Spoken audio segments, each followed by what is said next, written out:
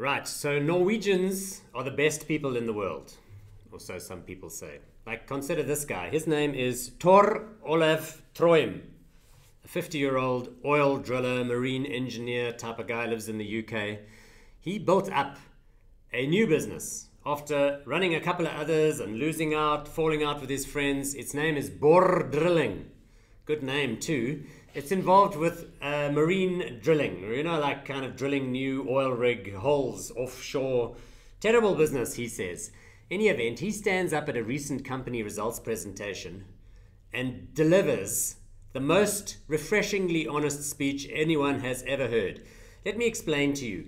Even if the company is doing the worst ever, in general, the CEO is going to stand up and defend it and say what a wonderful business it is, because these guys depend on the share price doing well. They often have big controlling stakes in the company. This guy gets up and says to the assembled investors, "This is a shit business. It is a terrible business. You should get out now. We have done so well. It's worth $2.3 billion. If you stay here till the end, you will lose all of your money." It's unbelievable. I've never heard such a thing before. From Norwegian heroes to Liberian thieves. We're an equal opportunity blunder identifier over here. So Liberia, one of the world's poorest nations, based in West Africa. As you know, Ellen Sirleaf left the presidency and she's been replaced by the footballer George Weah. Unfortunately, they have lost $100 million worth of Liberian dollars. So they printed new banknotes, right? Under the previous regime, they were ordered. They arrived, apparently, at some point in the last few months at the port in Liberia, having been ordered by the Liberian Central Bank. But somehow or other, they didn't make it from the port to the coffers of the bank. There's the picture of the bank. You can see with the nice tatty walls outside. Gone! Now, this is no laughing matter, because $100 million worth of Liberian dollars is 5% of GDP. So 5% of GDP is gone, floating around in new banknotes, and 15 people have been not arrested, but told they're not allowed to leave the country, including the former central bank governor under Sirleaf, and also including one of Sirleaf's own sons, who's apparently rumored to have been involved in some way or another in this heist. I don't know, but it looks to me like those Liberian dollars have been liberated. Gone. Not coming back. Ouch, you know.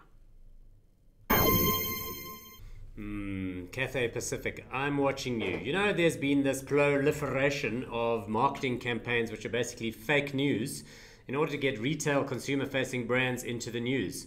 Like, take a look at this one. What are the chances that Cathay Pacific, a Hong Kong-based airline, would misspell the Pacific, leaving out the F?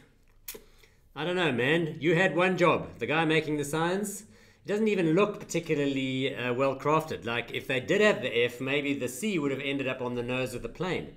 Anyway, the company admitted afterwards that, look, this one is a mistake. This one's going back to the paint shop.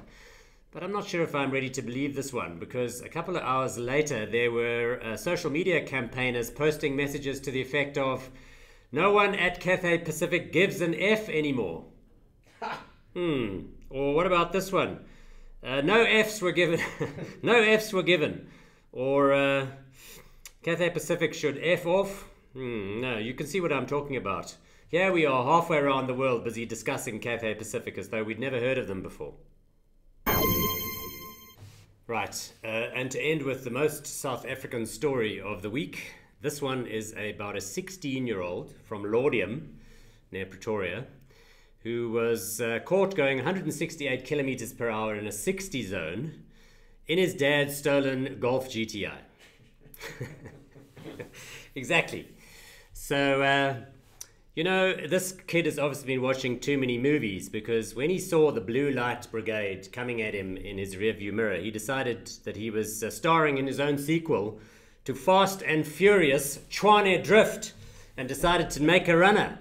He wandered off the road and got somehow involved in a construction site and rammed the Golf GTI into a boom gate. And that was the end of it all. But, you know, he had his 15 minutes of fame.